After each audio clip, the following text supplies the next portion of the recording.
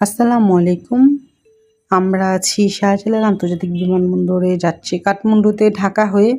তো দেখুন স্বাধীন বাংলাদেশের কি পরিবর্তন। আগে কিন্তু এরকম লাইন ধরে যে সামনে থেকে এগোনো কল্পনাও করা যেত না। সবাই কাদাকাদি চাপাচাপি করে উঠে যেত।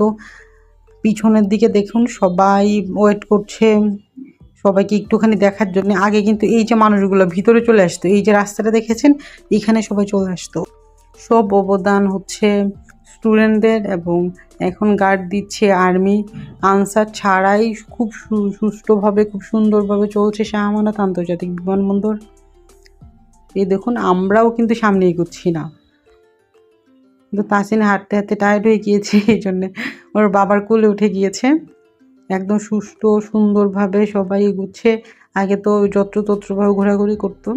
তো আমরা ভিতরে টিকিট দেখিয়ে চলে এসেছি। এখানে আমরা যেহেতু চট্টগ্রাম থেকে ঢাকায় যাব, এই জন্যে আমাদের ডোমেস্টিক ফ্লাইটে করে এখানে আমাদের ব্যাগেজগুলো দেওয়া হচ্ছে। ব্যাগেজগুলো দেওয়ার পরে আমরা যে জায়গাটা ওয়েট করে সেখানে যাব।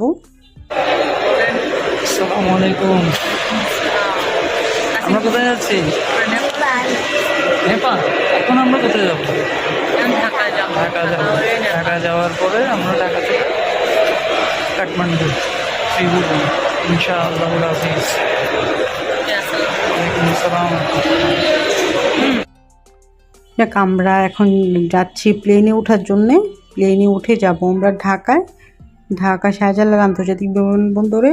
ওখান থেকে আমাদের 2:30টায় ফ্লাইট। 2:30টায় বিমান বাংলাদেশ এয়ারলাইন্সে করে আমরা যাব কাঠমান্ডুতে।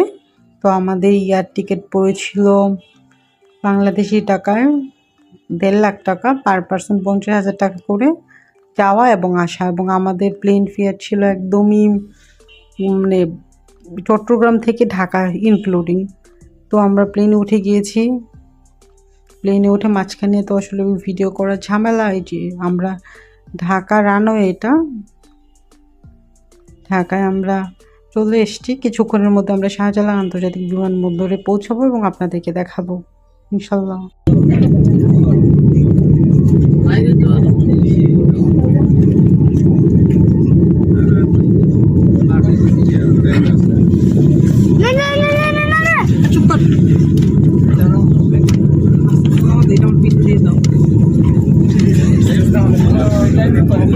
হাতটা দাও,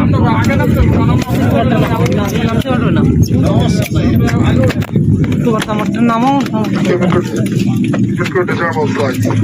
মানুষ বেশি নেমে গিয়ে নামতে পারবে না।